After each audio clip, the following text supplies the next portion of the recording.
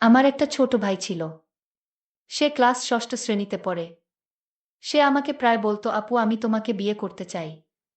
তার মুখে এসব কথা শুনে আমি বলেছিলাম এ হয় না। তারপর একদিন রাতে হোটেলে নিয়ে যা করেছিলা, তা যদি জানতে চান তাহলে গল্পটি মনোযোগ দিয়ে শুনুন। আমার নাম সুমাইয়া। বাবা মায়ের আদুরে একমাত্র মেয়ে আমি। আমার পরিবারে দুই ভাই এক বোন। আমার বড় ভাইয়ের নাম আবুল, আর ছোট ভাইয়ের নাম শিমুল। আমি কলেজে সেকেন্ড ইয়ারে পড়ি।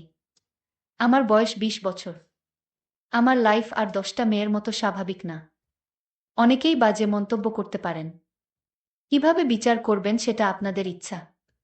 আমি কলেজের ফার্স্ট ইয়ারে পড়ি। আমার ছোট ভাই শিমুল মাত্র ক্লাস ষষ্ঠ শ্রেণীতে পড়ে।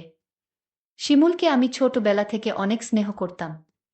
শিমুলকে আমি বোকা ভাবতাম, কারণ ও সব সময় বোকা হয়ে থাকত। আমরা দুইজন একই রুমে থাকি।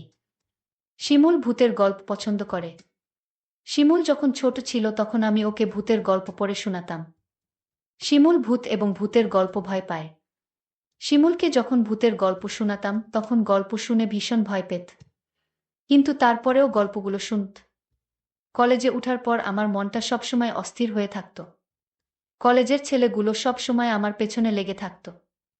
আমি কাউকে পাত্তা দিতাম না, কারণ আগে মনে করতাম আমার পরিবারের সবাই খুব সম্মানিত। আমার উচিত আমার পরিবারের সম্মানটা ধরে রাখা। একদিন শিমুল কোনো এক ভূতের ছবি দেখে মোবাইলে। মুভি দেখে ও ভীষণ ভয় পায়। এতটা ভয় পায় যে নিজের বিছানায় একা ঘুমাতে ভয় পাচ্ছিল। শিমুল আমার কাছে এসে রিকোয়েস্ট করে যাতে আমি ওর সাথে গিয়ে ঘুমাই।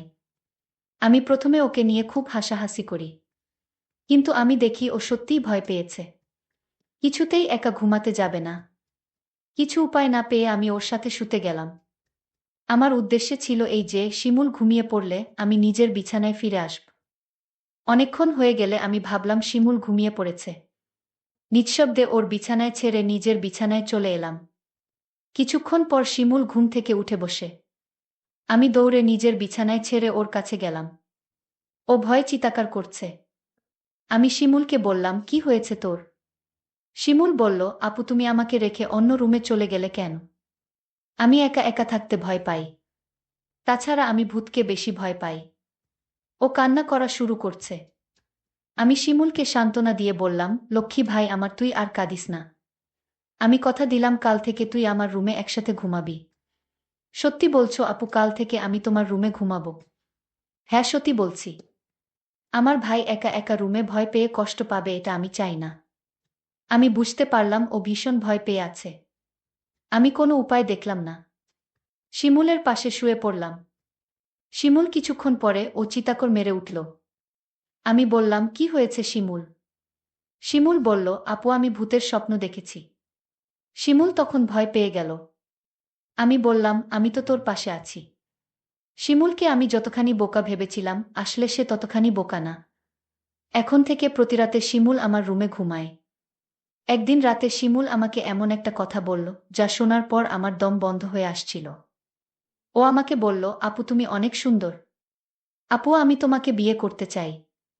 আমি বললাম, বোকা তুই এসব কি বলছিস? আমরা বিয়ে করতে পারবো না। কেন আমরা বিয়ে করতে পারবো না? আমি বললাম, কারণ আমরা ভাই বোন। শিমুল জিজ্ঞাসা করল, ভাই বোন হলে কেন বিয়ে করতে পারবে না? আমি বললাম, যাদের মাঝে রক্তের সম্পর্ক আছে তারা একে অপরকে বিয়ে করতে পারে না।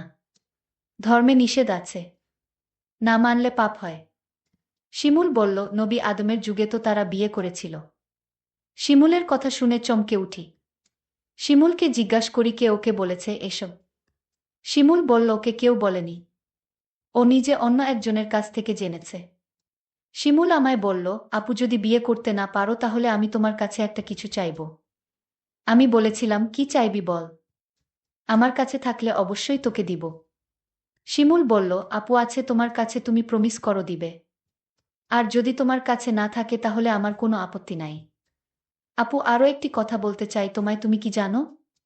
আবুল ভাই প্রতিদিন রাতে মায়ের ঘরে যায় এবং কি করে তা কি তুমি জানো? আমি শিমুলের প্রতিটা কথা শুনে আমার বিরক্তবোধ লাগছে। আমি শিমুলকে বললাম, আবুল প্রতিদিন রাতে মায়ের ঘরে গিয়ে কি করে বলতো? তখন ও যা বলল, আপু বাবা মায়ের সাথে যা করে দাদাও তা করে। আমি বললাম, তুই কিভাবে দেখলি? আমি আপুকে বললাম, তোমার বিশ্বাস হচ্ছে না। আমি ওর কথা বিশ্বাস করতে পারছি না। কারণ ও ছোট। আমার সাথে কখনো মিথ্যা বলেনি। কিন্তু নিজের চোখে না দেখলে বিশ্বাস করা যাচ্ছে না। আজ বাবা বাড়ি নেই। শিমুলকে বললাম, আজ বাবা বাড়ি নেই, আজও আবুল দাদা মায়ের ঘরে গিয়েছে কিনা। শিমুল বলল, ও আবুল দাদাকে মার ঘরে ঢুকতে দেখেছে। আমি সিদ্ধান্ত নিলাম আবুল মায়ের ঘরে গিয়ে কি করে তার রহস্য জানতে হবে। আবুলকে নিয়ে মায়ের ঘরের সামনে গেলাম। মায়ের ঘরের দরজা ভেতর থেকে লক করা। আমি কি জানালার দিয়ে চোখ রাখলাম। এ দৃশ্য দেখার পর শিমুলের কথা শতভাগ বিশ্বাস করলাম। শিমুল আমাকে বলল, মা আর দাদা এই ঘরে কি করে? আপু আপু তখন রাগান্বিত হয়ে বলল, কি করে সেটা আমার মুখ দিয়ে বলতে হবে নাকি? তুই দেখিসনি? তুই কি অন্ধ নাকি? আমি আপুকে বললাম, আপু তুমি আমার সাথে রাগ করছো কেন? আমি আবার কি করলাম আপু? কাল বাবা আসলে আমি বাবাকে বলে দিব মা আর দাদার কথা। বাবা জানলে বাবার মনে অনেক কষ্ট হবে।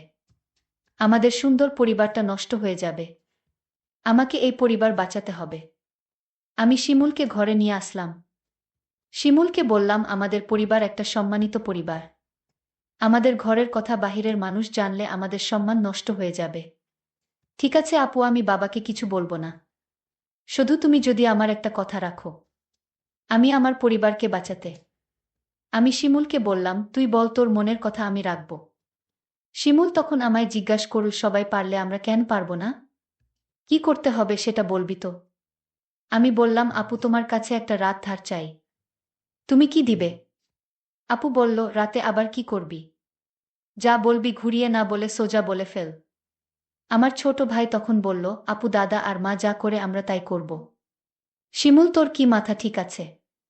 তুই কি বলছিস একবার ভেবে দেখেছিস? আমি আপুকে বললাম, তুমি আমার কথা রাখবে কি সেটা বলো। আমি বললাম, নিয়ম নেই। শিমুল জানতে চাইল, নিয়ম কারা বানায়? আমি বললাম, বড়রা। শিমুল বল, বাবা সবার বড়। শিমুল বাবাকে বলে নিয়ম বানাবে। শিমুলকে বাবার কাছে যাওয়া থেকে আটকাতে হবে। কিন্তু শিমুলকে কোনোভাবে বোঝানো যাচ্ছে না। আমি ভাবলাম, শিমুল খুব বড় নয়, সবে ক্লাস ষষ্ঠ শ্রেণীতে পড়ে। তাছাড়া ও বোকা, মানসম্মান বিষয়ে তার কোনো জ্ঞান নেই। আমি বললাম, আমি যদি শিমুলের কথা রাখি, তাহলে ওকে চুপ রাখা যাবে। মা আর দাদার ঘটনা বলা যাবে না। আমি বললাম, শিমুল তোর কথায় আমি রাজি। তবে একটা শর্ত আছে। শিমুল বলল, কি শর্ত আপু? আগামী মাসে বাবা মা আমাদের পরিবারের সবাই ঘুরতে যাব চট্টগ্রাম। আর যেদিন আমরা চট্টগ্রাম যাব সেদিন তোর ইচ্ছা পূরণ করব। আমি বললাম, ঠিক আছে। আমি সেই অপেক্ষায় রইলাম। 1 মাস পর বাবা আর মা আমাদের সবাইকে ডেকে বললেন তারা চট্টগ্রাম যাবেন ঘুরতে। তাই আমাদের সবাইকে জানিয়ে দিলেন। আমি বাবার কথা শুনে আমার অনেক ভালো লাগছে। এতদিন পর আমার মনের ইচ্ছা পূরণ হবে। আজকের মতো আমি খুশি কোনোদিন হয়নি। আমরা চট্টগ্রামের উদ্দেশ্য করে রওনা দিলাম। তারপর চট্টগ্রামের এক হোটেলে গিয়ে আমাদের পরিবারের সবাইকে নিয়ে উঠলাম। শুধু 2টো রুম ভাড়া নিতে পারলেন। বাবা আর মা নিজেদের জন্য একটা রুম নিলেন। আর আমাদের 3 ভাই বোনদের জন্য অন্য রুমটা দিলেন। আমরা সারাদিন চট্টগ্রামের দর্শনীয় স্থান ঘুরলাম। সন্ধ্যায় ক্লান্ত হয়ে হোটেলে ফিরলাম। ফ্রেশ হয়ে খাওয়া দাওয়া সেরে যে যার রুমে চলে গেলাম ঘুমানোর জন্য। রুমে 2টো ডাবল বেড ছিল। একটাতে আমি শুলাম আর অন্যটাতে শিমুল আর আবুল দাদা। আমরা সবাই ক্লান্ত ছিলাম, তাই বিছানায় শুতেই চোখে ঘুম চলে এলো। আবুল দাদা ঘুমিয়ে গেছে। আমারও ঘুম ধরেছে, এমন সময় শিমুল আমার কাছে চলে এল। আমি কোথায় শোবো, আমার তো আবার ভূতেরে ভয় লাগে। আমি বললাম, তাহলে আমার পাশে এসে ঘুমাতে। বাইরে বৃষ্টি হচ্ছিল। পরিবেশটা ঠান্ডা ঠান্ডা ছিল। আমি আর শিমুল এক বেডে শুয়ে পড়লাম। রাত যখন গভীর হলো, আমি আপুকে কানে কানে বললাম, আপু আমার কথাটা মনে আছে তো? আপু বলল, মনে আছে। আপু বলল, এখন চুপচাপ ঘুমিয়ে পড়। আমি আপুকে বললাম, আপু ঘুমালে হবে। তাহলে তুমি যে আমায় কথা দিয়েছিলে তার কি হবে? আপু বলল, শোন, আজ তো পাশের বেডে আবুল দাদা শুয়ে আছে। বড় ভাই যদি জেগে যায় তাহলে সমস্যা হবে। আমি আপুকে বললাম, তাহলে এখন কি উপায়? আপু বলল, তুই চিন্তা করিস না। কাল এর একটা ব্যবস্থা করব। আপু, কাল কি ব্যবস্থা করবে? আজ পারলে না, এখন তুমি বলছো কাল পারবে। আমি তোরে কথা দিলাম তুই একদম ঠান্ডা মাথায় ঘুমা। দেখিস আমি সকালে কি করি। তারপর সকাল হলো। আমরা একটা রেস্টুরেন্টে গিয়ে সবাই খাবার খেতে বসলাম। খাওয়া দাওয়া সেরে আমি মাকে ডাক দিয়ে বললাম, মা আমরা আজ এক রুমে আবুল দাদাকে নিয়ে থাকতে পারবো না। আপু মাকে বুঝিয়ে বলল, মা কাল রাতে আবুল দাদা এমনভাবে নাক ডাকা শুরু করছিল আমরা সারারাত ঘুমাতে পারিনি। আমার আর শিমুলের জন্য আলাদা একটা রুমের ব্যবস্থা করে দাও। আবুল দাদা বলল, আমি মিথ্যা কথা, আমি কখনো নাক ডেকে ঘুমাইনি। আবুল দাদাকে আমি বললাম, মা আপু ঠিকই বলেছে, দাদা রাতে প্রচুর নাক ডাকে। আমিও সারারাত ঘুমাতে পারিনি। আমার খুব ভয় করে, তার চেয়ে বরং আমাদের অন্য একটা রুমের ব্যবস্থা করে দাও। বাবা বলল, ঠিক আছে, তারা যখন এত করে বলছে তাহলে তাদের জন্য আলাদা একটা রুমের ব্যবস্থা করে দিলেই ভালো হয়। আমি বাবার কাছে গিয়ে বললাম, অনেক অনেক ধন্যবাদ বাবা। বাবা তখন আমার আর আপুর জন্য আলাদা একটা রুম ভাড়া নিল। আমরা সবাই রাতের খাবার খেয়ে প্রত্যেকের রুমে গিয়ে শুয়ে পড়লাম। আমি আর আপু আলাদা একটা রুমে গিয়ে শুয়ে পড়লাম। রুমের বেড এত ছোট ছিল যে দুজন থাকা খুব কষ্ট হচ্ছিল।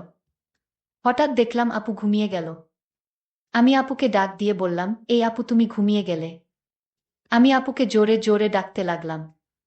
আপু আমার কথা শুনছে না। আমি রাগান্বিত হয়ে আপুকে বললাম, আপু তুমি উঠছো না কেন? কিছুতেই আপু আমার কথা শুনছে না। আমি আপুকে গ্লাস থেকে পানি নিয়ে তার মুখে ছিটা দিলাম। তাও আপু উঠছে না। আমি আপুকে বললাম, এই আপু আমি কিন্তু এখনই বাবাকে দাদার ঘটনা সব বলে দিব। তুমি যদি না উঠো। তাও দেখছি আপু উঠেনি। আমি ভয় পেয়ে গেলাম। আপু ঘুম থেকে কিছুতেই জাগাতে পারছি না। আমি আর কোনো উপায় না পেয়ে বাবাকে ডাক দিয়ে বললাম, বাবা আপুকে এই যে ডাকছি, আপু তো ঘুম থেকে উঠছে না। বাবা বলল, রাত অনেক হয়েছে, তোর আপু মনে হয় গভীরভাবে ঘুমিয়ে গেছে।